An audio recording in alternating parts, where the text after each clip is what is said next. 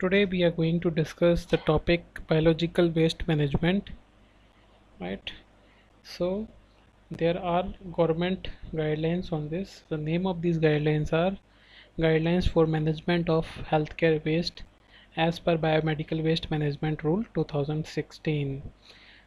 These guidelines has been proposed by Central Pollution Control Board, Ministry of Environment, Forest and Climate Change, Government of India. And this is a link. By clicking on this link, you can actually download the entire guideline, which is of around 80 pages, right? So before getting into the topic, first we should understand what is biomedical waste and why it is important to manage this biomedical waste.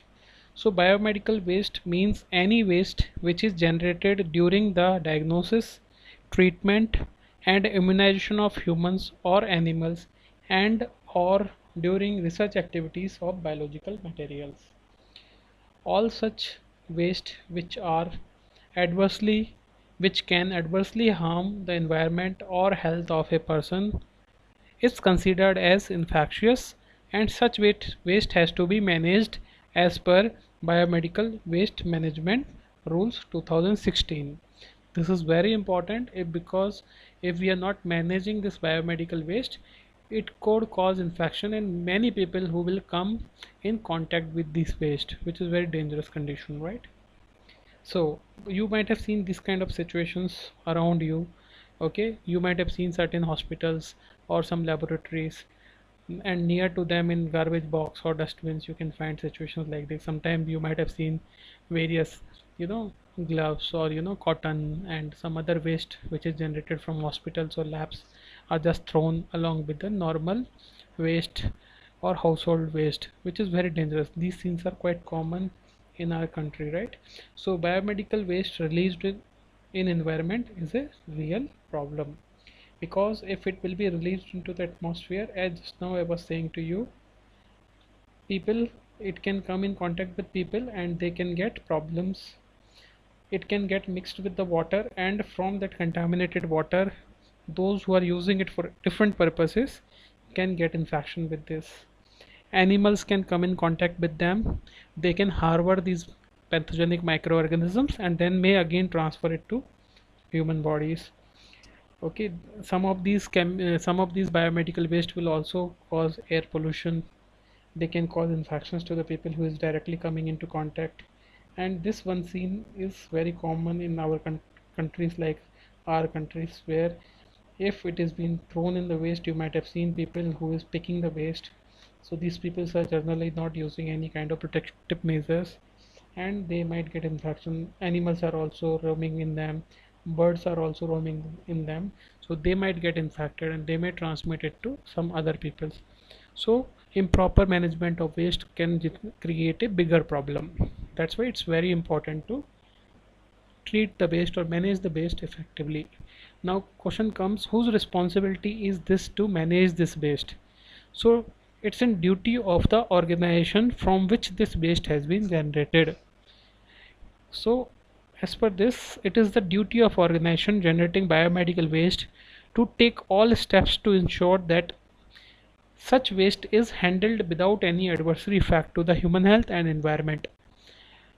According to government law, if this waste is not managed properly, it could be considered as a crime, and there are criminal laws for this, and the organization may be banned, or their license could be cancelled, or sometimes the responsible peoples might be penalized also, and sometimes they could be fined also. So that's why it's the responsibility of organization to ensure the management of the waste. Now comes the categories of biomedical waste. From the hospitals, from the laboratories, a large variety of biomedical waste is generated. So we can categorize them into four categories, or four color categories, based on biomedical waste management rules of 2016. Right, so these categories include yellow category, red category, white category and blue category. In next slide I will explain you what these four categories are.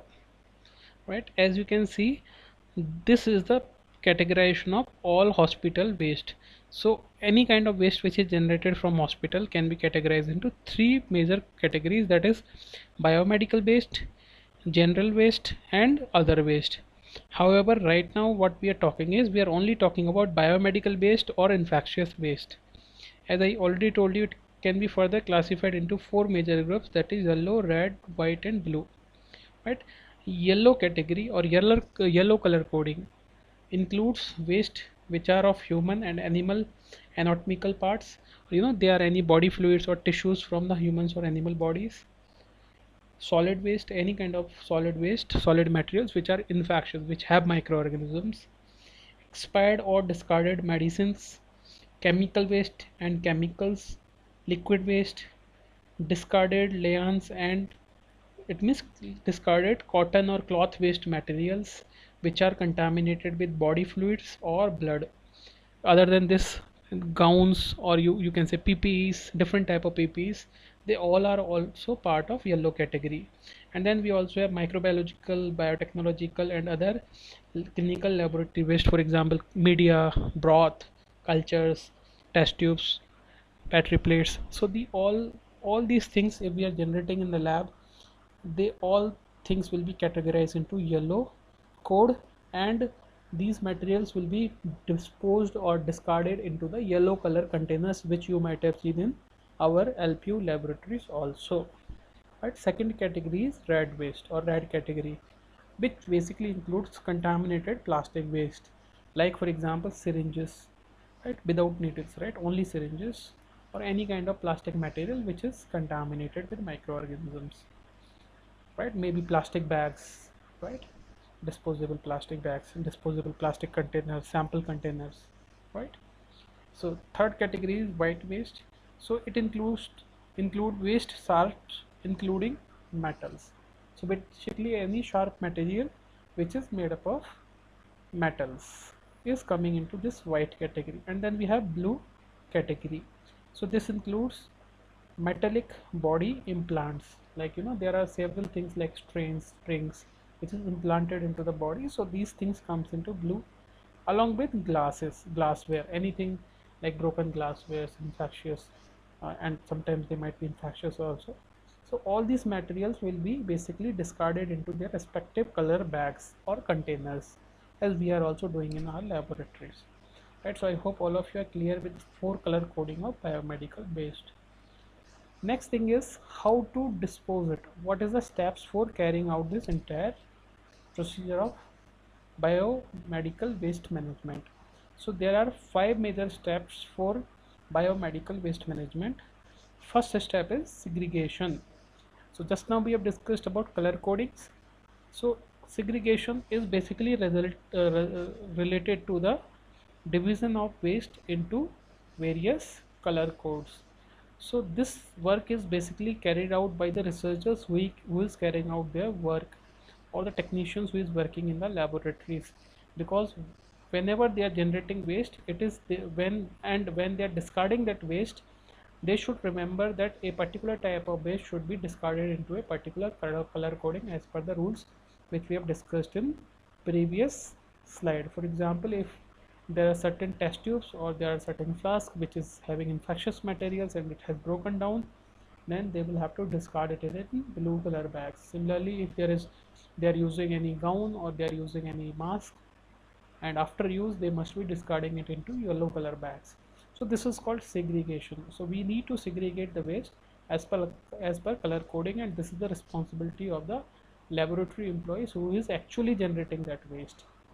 After this, a institution or a hospital can have different laboratories.